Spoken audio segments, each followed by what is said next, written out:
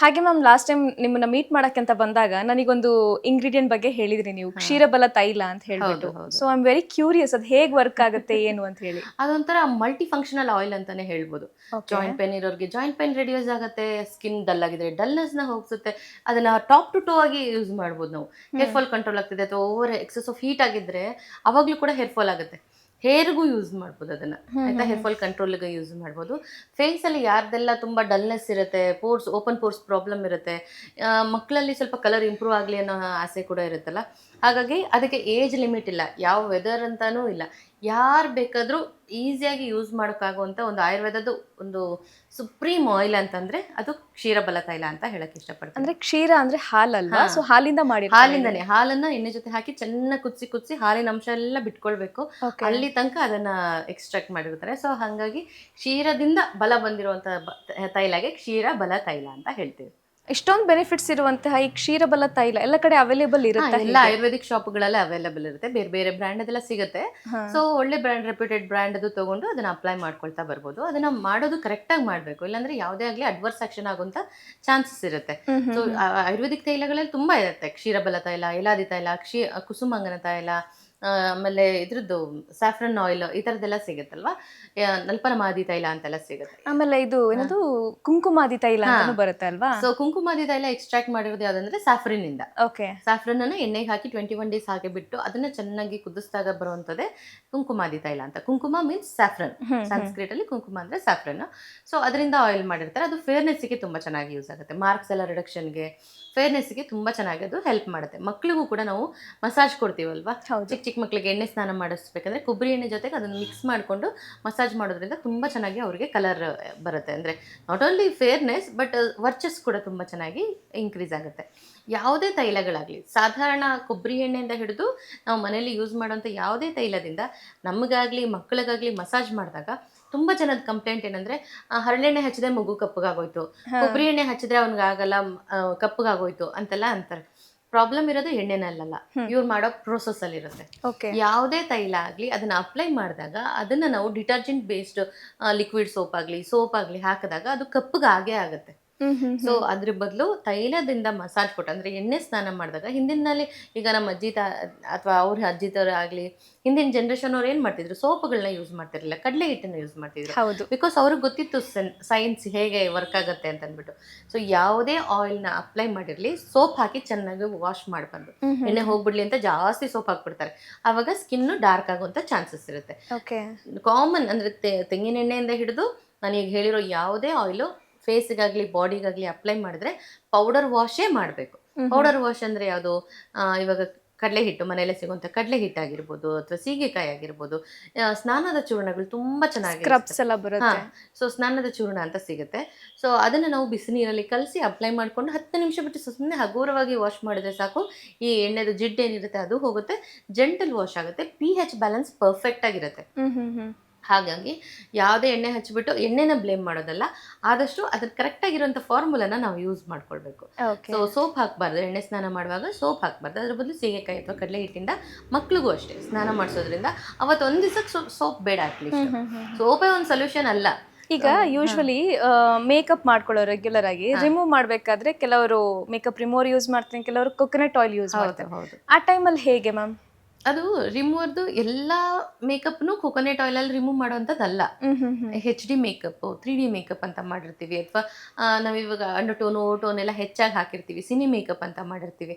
ಆ ಥರ heavy makeup ಮಾಡ್ಕೊಂಡಿದ್ದಾಗ ಕೊಬ್ಬರಿ ಎಣ್ಣೆಲಿ ತೆಗೆಯೋದು ಒಳ್ಳೇದು, ಯಾಕಂದ್ರೆ ಅದು ಡೀಪ್ ನರಿಶ್ಮೆಂಟ್ ಕೂಡ ಕೊಡುತ್ತೆ, ಕ್ಲೆನ್ಸಿಂಗ್ ಕೂಡ ಆಗುತ್ತೆ ಅಂತ.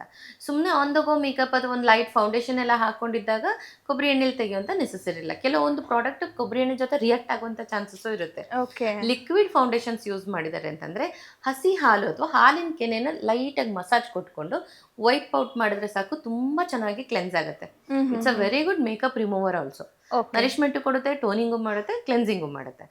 ಅದೇ ನೀವು ಕ್ರೀಮ್ ಬೇಸ್ಡ್ ಅಂದ್ರೆ ಆಯಿಲ್ ಕಂಟೆಂಟ್ ಇರುವಂತ ಪ್ರಾಡಕ್ಟ್ಸ್ಗಳನ್ನ ಯೂಸ್ ಮಾಡ್ಕೊಂಡು, ಅಂದ್ರೆ ಈಗ ಪ್ಯಾನ್ ಸ್ಟಿಕ್ ಆಗಿರ್ಬೋದು ಅಥವಾ ಆಯಿಲಿ ಬೇಸ್ ಮೇಕಪ್ ಅಂತ ಹೇಳ್ತೀವಿ, ಆಯಿಲ್ ಮೇಕಪ್ ಅಂತ ಹೇಳ್ತೀವಲ್ಲ, ಅದನ್ನೆಲ್ಲ ಮಾಡ್ಕೊಂಡಾಗ 3D ಮೇಕಪ್ ಅಥವಾ ಹೈ ಡೆಫಿನೇಷನ್ HD ಮೇಕಪ್ ಅಂತ ಹೇಳ್ತೀವಿ, ಇದೆಲ್ಲ ತುಂಬ ಸ್ಟ್ರಾಂಗ್ ಆಗಿ ಸ್ಕಿನ್ ಒಳಗಡೆ ಕೂತ್ಬಿಟ್ಟಿರುತ್ತೆ. ಅಂತ ಟೈಮಲ್ಲಿ just a face wash is not enough. Okay. So ಅದ್ರ ಜೊತೆಗೆ ನಾವು ಈಗ ಫಸ್ಟ್ ಕೊಬ್ಬರಿ ಎಣ್ಣೆ ಹಾಕಿ ಲೈಟಾಗಿ ಮಸಾಜ್ ಕೊಟ್ಟು ವೈಪ್ ಔಟ್ ಮಾಡಿ ಆಮೇಲೆ ನಾವು ಅವಾಗಲೂ ಅಷ್ಟೇ ಫೇಸ್ ವಾಶ್ ಯೂಸ್ ಮಾಡೋದಕ್ಕಿಂತ ಪೌಡರ್ ವಾಶ್ ಮಾಡಿದ್ರೆ ತುಂಬ ನೀಟಾಗಿ ಹೋಗುತ್ತೆ ಮೇಕಪ್. ನಾನು ಬ್ರೈಡಲ್ ಮೇಕಪ್ ಹೋಗುವಾಗ ಪ್ರತಿಯೊಂದು ಬ್ರೈಡ್ಗೂ ಒಂದು ಪೌಚ್ ಥರ ಕೊಟ್ಬಿಟ್ಟಿರ್ತೀನಿ. Okay. ಸೊ ಇದರಲ್ಲಿ ವೈಪ್ ಮಾಡಿಕೊಂಡು ಆಮೇಲೆ ನೀವು ಸ್ನಾನ ಮಾಡಿ ಅಂತ. ಸೊ ಅದರಲ್ಲಿ ಹಾಕಿರೋದು ಸ್ನಾನದ ಚೂರ್ಣ ಅಂತ ಹೇಳ್ಬಿಟ್ಟು. ಓಕೆ. ಸೊ ತುಂಬಾ ತರದ ಸ್ನಾನದ ಚೂರ್ಣಗಳು ಬರುತ್ತೆ ಆಯುರ್ವೇದದಲ್ಲಿ. ಅದನ್ನ ಹಾಕಿಕೊಟ್ಟು ಅವ್ರಿಗೆ ಫಾಲೋ ಅಪ್ ನಾನು ಹೇಳ್ಬಿಟ್ಟೆ ಬಂದ್ಬಿಟ್ಟಿರ್ತೀನಿ. ಹಾಗೆ ಮಾಡೋದ್ರಿಂದ 3D ಮೇಕಪ್ HD ಮೇಕಪ್ನ ಈಸಿಯಾಗಿ ರಿಮೂವ್ ಮಾಡ್ಬೋದು. ಓಕೆ. ಸೊ ಪೋರ್ಸ್ ಕೂಡ ಕ್ಲಾಗ್ ಆಗಲ್ಲ ಅವಾಗ. ನೈಸ್. ಸೊ ಈಗ ಪ್ರತಿಯೊಬ್ಬ ಹೆಣ್ಮಗಳು ಅಥವಾ ಹುಡುಗಿ ಇಟ್ಕೊಂಡೇ ಇರಬೇಕಾಗಿರೋಂಥ ಮಸ್ಟ್ ಹ್ಯಾವ್ ಪ್ರಾಡಕ್ಟ್ಸ್ ಅಂತ ಇದ್ರೆ ಅದು ಯಾವುದೆಲ್ಲ ಇರುತ್ತೆ ಮ್ಯಾಮ್? ಆ್ಯಕ್ಚುಲಿ ನಾನು ಆಯುರ್ವೇದಿಕ್ ಬ್ಯೂಟಿ ಥೆರಪಿಸ್ಟ್ ಆಗಿ ಹೇಳಬೇಕು ಅಂತಂದರೆ ನಾನು ಯಾವುದು ವ್ಯಾನಿಟಿ ಕಿಟ್ಟಲ್ಲಿ ನಾನು ಯಾವ ಪ್ರಾಡಕ್ಟ್ಸ್ನು ತೊಗೊಂಡು ಹೋಗೋದೇ ಇಲ್ಲ. ಓಕೆ. ಯಾಕಂದರೆ ಆಯುರ್ವೇದದ ಏನು ಹೇಳುತ್ತಂದರೆ ವಾಲ್ ಸ್ಟ್ರಾಂಗ್ ಆಗಿರಬೇಕು, ಅದಕ್ಕೆ ಹೊಡೆಯೋ ಪೇಂಟ್ ಅಲ್ಲ ಅಲ್ವಾ. ನಾವು ವಾಲ್ನೇ ಸ್ಟ್ರಾಂಗ್ ಆಗಿ ಮಾಡ್ಕೊಳ್ತಾ ಬರಬೇಕು. ಪ್ರತಿದಿನದ ಅಂದರೆ ನಮ್ಮ ರುಟೀನಲ್ಲಿ ಹಾಲನ್ನು ಹಚ್ಕೊಳ್ಳೋದು ಅಥವಾ ನಾವು ಇವಾಗ ಹೇಳ್ಕೊಟ್ಟಿರೋ ಟಿಪ್ಸ್ನ ಫಾಲೋ ಮಾಡ್ತಾ ಬಂದರೆ ಅವ್ರಿಗೆ ಯಾವ ಪ್ರಾಡಕ್ಟ್ಸ್ಗಳು ಬೇಕಾಗಿಲ್ಲ. ಇನ್ಫ್ಯಾಕ್ಟ್ ಸನ್ಸ್ಕ್ರೀನ್ ಬೇಕಾಗಿಲ್ಲ, ಮಾಯ್ಶ್ಚರೈಸರು ಬೇಕಾಗೋದೇ ಇಲ್ಲ. ಅಷ್ಟು ಚೆನ್ನಾಗಿ ನಮ್ಮ ಸ್ಕಿನ್ನೇ ರಿಪೇರಿ ಆಗಿರುತ್ತೆ. ಈಗಿನ ಫಾಸ್ಟ್ ಲೈಫಲ್ಲಿ ಅದೆಲ್ಲ ಮಾಡ್ತಾ ಕೂತ್ಕೊಳ್ಳೋಕ್ಕಾಗಲ್ಲ ಅಥವಾ ಆಲ್ರೆಡಿ ಡ್ಯಾಮೇಜ್ ಆಗೋಗಿದೆ ಅನ್ನೋದಾದರೆ ನನ್ನ ಪ್ರಕಾರ ಒನ್ ಪ್ರಾಡಕ್ಟ್ ಇಸ್ ಎನಫ್ ಅಂತ ಹೇಳ್ತೀವಿ. ಅಂದರೆ ಮಾಯ್ಶ್ಚರೈಸರ್. ಇವಾಗ ಆಯಿಲ್ ಫ್ರೀ ಮಾಯ್ಶ್ಚರೈಸರ್ ಬಂದಿದೆ ಆಯಿಲಿ ಸ್ಕಿನ್ನಿಗೆ. ಡೀಪ್ ಮಾಯ್ಶ್ಚರೈಸರ್ ಅಂತಂದರೆ ಡ್ರೈ ಸ್ಕಿನ್ನಿಗೆ ಬಂದಿರುತ್ತೆ. Different kinds of moisturiser. ಮತ್ತು ಇವಾಗಿನ ಕಾಸ್ಮೆಟಿಕ್ಗಳಲ್ಲಿ ತುಂಬ ಪ್ರಾಡಕ್ಟ್ಸ್ ಅಂತ ಹೇಳಲ್ಲ, ಎಷ್ಟೊಂದು ಪ್ರಾಡಕ್ಟ್ಗಳಲ್ಲಿ ಆಲ್ ಇನ್ ಒನ್ ಬಂದಿರುತ್ತೆ. ಬ್ರ್ಯಾಂಡ್ ಹೆಸರು ಹೇಳೋಕ್ಕೆ ಇಷ್ಟಪಡಲ್ಲ, ಬಟ್ ಒಂದು ಬ್ರ್ಯಾಂಡಲ್ಲಿ ಏನಾಗುತ್ತೆ ಅಂದರೆ ಮಾಯ್ಶ್ಚರೈಸರ್, ಸನ್ಸ್ಕ್ರೀನ್ ಆ್ಯಂಡ್ ಸೀರಮ್ನ ಎಲ್ಲದನ್ನು ಬ್ಲೆಂಡ್ ಮಾಡಿದ್ದಾರೆ. ಟಿಂಟೆಡ್ ಬರುತ್ತಲ್ಲ, ದಟ್ ಇಸ್ ರಿಯಲಿ ಗುಡ್. ಅದು ಒನ್ ಸ್ಟಾಪ್ ಸೊಲ್ಯೂಷನ್ ಥರನೇ. ಅದು ಒಂದು ಪ್ರಾಡಕ್ಟ್ ಹಾಕೊಂಡು ಹೋಗ್ಬಿಟ್ರೆ ಸಾಕು. ಮತ್ತು ನೀವು ಈಗ ಕೇಳಿದ ಒಳ್ಳೆ ಕ್ವಶನ್ ಏನಕ್ಕೆ ಅಂತಂದರೆ ಇತ್ತೀಚೆಗೆ ಏನಾಗಿದೆ ಅಂದರೆ ಇನ್ಫ್ಲೂಯೆನ್ಸರ್ಸ್ಗಳು ಹೇಳಿ ಹೇಳಿ ಹೇಳಿ ಬಂಡಲ್ಸ್ ಆಫ್ ಪ್ರಾಡಕ್ಟ್ಸ್ಗಳನ್ನ ಯೂಸ್ ಮಾಡೋಕ್ಕೆ ಸ್ಟಾರ್ಟ್ ಮಾಡಿದ್ದಾರೆ. That especially teenagers.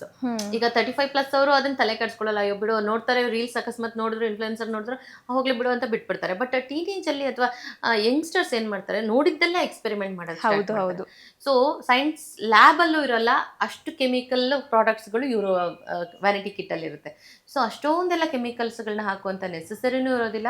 ಮತ್ತೆ ತುಂಬಾ ಪ್ರಾಡಕ್ಟ್ಸ್ಗಳು ಒಂದಕ್ಕೊಂದು ಆಗೋದೇ ಇಲ್ಲ. ಈಗ ಜೆಲ್ ಬೇಸ್ಡ್ ಮಾಯ್ಶ್ಚರೈಸರ್ ಹಚ್ಬಿಟ್ಟು ಕ್ರೀಮ್ ಬೇಸ್ಡ್ ಸನ್ಸ್ಕ್ರೀನ್ ಹಾಕಿದ್ರೆ ಅದು ವಿರುದ್ಧ ಅಂತ ಹೇಳ್ತೀವಿ, ಆಪೋಸಿಟ್ ಮೆಡಿಸಿನ್ಸ್ಗಳನ್ನ ಹಂಗೆಲ್ಲ ಮಾಡಬಾರ್ದು. ಅವ್ರು ಹೇಳಿದ್ರು ಹಾಕ್ಬೇಕು, ಇವ್ರು ಹೇಳಿದ್ರು ಹಾಕ್ಬೇಕಂತಲ್ಲ. ಯಾರಾದ್ರೂ ಒಂದು ಒಳ್ಳೆ ಕನ್ಸಲ್ಟೇಷನ್ ಅಂತ ಹೋಗ್ಬಿಟ್ಟು ಅವ್ರ ಸ್ಕಿನ್ಗೆ ಸೂಟ್ ಆಗುವಂತ ಯಾವ್ದಾದ್ರು ಒಂದು ಪ್ರಾಡಕ್ಟ್ನ ತಗೊಂಡ್ರೆ ಬೆಟರ್ ಇರುತ್ತೆ. ಆಮೇಲೆ ಸೀಸನ್ ಟು ಸೀಸನ್ ಚೇಂಜ್ ಆಗ್ತಾ ಹೋಗುತ್ತೆ. ಇವಾಗ ಪ್ರಾಡಕ್ಟ್ಸ್ಗಳು ನೀವು ಕೇಳಿದ್ರಲ್ಲ, ಸೊ ವಿಂಟರಲ್ಲಿ ಮಾಯ್ಶ್ಚರೈಸಿಂಗ್ ಕಂಟೆಂಟ್ ಅಂದರೆ ಡೀಪ್ ನರಿಶ್ಮೆಂಟ್ ಕ್ರೀಮ್ಗಳು ಬರುತ್ತೆ, ಅದನ್ನ ಹಾಕೊಂಡ್ರೆ ಒಳ್ಳೇದು. ಸಮ್ಮರಲ್ಲಿ ಎಲ್ಲರಿಗೂ ಗೊತ್ತಿರೋ ಹಾಗೆ ಸನ್ಸ್ಕ್ರೀನ್ ಲೋಷನ್ಸ್ನ ಅಪ್ಲೈ ಮಾಡ್ಕೊಂಡ್ರೆ ತುಂಬ ಚೆನ್ನಾಗಿರುತ್ತೆ.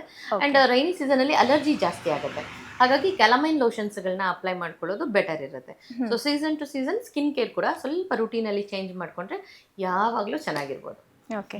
ಇನ್ನೊಂದು ಅವಾಗಲೇ ಕೇಳೋದು ಮತ್ತೆ ನಾನು, ಜಾಸ್ತಿ ಮೇಕಪ್ ಮಾಡ್ಕೊಳ್ಳೋದು ಸ್ಕಿನ್ ಬೇಗ ಡ್ಯಾಮೇಜ್ ಆಗುತ್ತೆ ಅಂತ ಹೇಳ್ತಾರೆ, ಇದು ನಿಜಾನಾ? 100% ನಿಜ. ಯಾಕಂದರೆ ನಾನು ಅವಾಗಲೇ ಹೇಳೋದ್ನಲ್ಲ, ವಾಲ್ ಸ್ಟ್ರಾಂಗ್ ಆಗಿರಬೇಕು ಹೊರತು ಅದು ಹೊಡೆಯೋ ಪೇಂಟ್ ಅಲ್ಲ ಅಂತ. ಸೊ ಎಷ್ಟೇ ಎಕ್ಸ್ಪೆನ್ಸಿವ್ ಪೇಂಟ್ ಹೊಡೆದ್ಬಿಟ್ಟು ವಾಲ್ ಒಳಗಡೆ ಸ್ಟ್ರಾಂಗ್ ಆಗಿಲ್ಲ ಅಂತಂದರೆ ನಿಮ್ಮ ಪೇಂಟ್ ಹೊಡೆದಿರೋದು ವೇಸ್ಟ್ ಆಗಿಬಿಡುತ್ತೆ.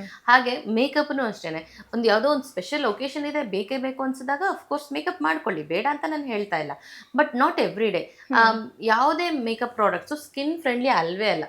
ಅಂದ್ರೆ ಇವಾಗ ನರಿಶ್ಮೆಂಟ್, ಇವಾಗ ಮಾಯ್ಶ್ಚರೈಸರ್ ಹಾಕಿದ್ರೆ ನರಿಶ್ಮೆಂಟ್ ಕೊಡುತ್ತೆ, skin care product. So it's not a makeup products. ಅದನ್ನ ನಾವು ಇದು ಸ್ಕಿನ್ ಕೇರ್ ಪ್ರಾಡಕ್ಟ್ಸ್ ಅಂತ ಹೇಳ್ತೀವಿ. ಸನ್ಸ್ಕ್ರೀನ್ ಒಳ್ಳೆ ಕೆಲಸ ಮಾಡುತ್ತೆ. ಅದೇ ಮೇಕಪ್ ಪ್ರಾಡಕ್ಟ್ಸ್ಗಳು ಏನು ಮಾಡುತ್ತೆ, ಇನ್ಕ್ಲೂಡಿಂಗ್ ಫೌಂಡೇಶನ್ ಆಗಿರಲಿ, ಕಾಂಪ್ಯಾಕ್ಟ್ ಆಗಿರಲಿ, ಐ ಶ್ಯಾಡೋ, ಬ್ಲಷ್, ಇದರಲ್ಲಿ ಯಾವುದು ಗುಡ್ನೆಸ್ ಅಂತ ಇರೋದೇ ಇಲ್ಲ. ಆಯಿತಾ, ಹೇಳ್ತಾರಷ್ಟೇ ಇದು ಇಷ್ಟು ನರಿಶ್ಮೆಂಟ್ ಕೊಡ್ದಂಗಂತ. ಆ್ಯಕ್ಚುಲ್ ಆಗಿ ಯಾವ ಕಾಸ್ಮೆಟಿಕ್ಕಲ್ಲೂ ಗುಡ್ನೆಸ್ ಅಂತ ಇರೋದಿಲ್ಲ. ಅದು ಜಸ್ಟ್ ಆ ಮೂಮೆಂಟಲ್ಲಿ ನಿಮ್ಮನ್ನು ಚೆನ್ನಾಗಿ ಕಾಣಿಸೋಕ್ಕೆ, ಪ್ರೆಸೆಂಟಬಲ್ ಆಗಿ ಕಾಣಿಸೋದಕ್ಕೆ ಇಟ್ಟಿರುತ್ತೆ ಅಷ್ಟೇ ಹೊರತು ಅದರಲ್ಲಿರೋಂಥ ಕೆಮಿಕಲ್ಸು, ಅದು ಪ್ರೈಮರ್ ಎಲ್ಲ ರೆಗ್ಯುಲರ್ ಆಗಿ ಹಚ್ಕೊಳ್ಳೋದ್ರಿಂದ ಪೋರ್ಸ್ ಕ್ಲಾಗ್ ಆಗಿಬಿಡುತ್ತೆ. ನಮ್ಮ ನ್ಯಾಚುರಲ್ ಮೆಟಬಾಲಿಸಮ್ ಏನಿರುತ್ತೆ ಅದು ಸ್ಟಾಪ್ ಆಗಿಬಿಡುತ್ತೆ. ಸ್ವೆಟ್ ಆಗೋದು ಸ್ವೆಟ್ ಆಗ್ತಾನೆ ಇರಬೇಕು. ನಮಗೆ ಆ ಸ್ವೆಟ್ ಸ್ಟಾಪ್ ಮಾಡೋಕ್ಕೋಸ್ಕರ ಪ್ರೈಮರ್ ಹಾಕೋದು ಅಥವಾ ಅದಕ್ಕೋಸ್ಕರ ಕನ್ಸೀಲರ್ ಹಾಕೋದು, ಈ ಥರದ್ದೆಲ್ಲ ಎವ್ರಿ ಡೇ ಯೂಸ್ ಮಾಡ್ತಾ ಬಂದಾಗ ಪೋರ್ಸ್ ಕ್ಲಾಗ್ ಆಗುತ್ತೆ. ಹಾಗಾಗಿ ತುಂಬ ಚಿಕ್ಕ ಪ್ರಾಯದಲ್ಲೇ ಓಪನ್ ಪೋರ್ಸ್ ಪ್ರಾಬ್ಲಮ್ ಬರೋದು, ಪಿಂಪಲ್ ಜಾಸ್ತಿ ಆಗೋದು, ಪಿಗ್ಮೆಂಟೇಷನ್, ಹೈಪರ್ ಪಿಗ್ಮೆಂಟೇಷನ್, ಇದೆಲ್ಲ ತುಂಬ ಜಾಸ್ತಿ ಪ್ರಾಬ್ಲಮ್ ಇತ್ತೀಚೆಗೆ ಕಾಣಿಸ್ತಾ ಇರೋದೇ ಮೇಕಪ್ ಪ್ರಾಡಕ್ಟ್ಸ್ಗಳನ್ನ ರೆಗ್ಯುಲರ್ ಆಗಿ ಯೂಸ್ ಮಾಡೋದ್ರಿಂದ. ಹಾಗೊಂದು ವೇಳೆ ಇನ್ನೋವೇಟಬಲ್, ಈಗ ನಿಮಗೆ ಆ್ಯಂಕರ್ಸ್ಗಳೆಲ್ಲ ನೀವು ಮೀಡಿಯಾದಲ್ಲಿ ಅಂದರೆ ಆಪ್ಷನ್ ಇರಲ್ಲ, ಯು ಹ್ಯಾವ್ ಟು, ಅಂದರೆ ಇನ್ನೋವೇಟಬಲಿ ಮಾಡ್ಕೊಳ್ಳೇಬೇಕು. ಹೌದು.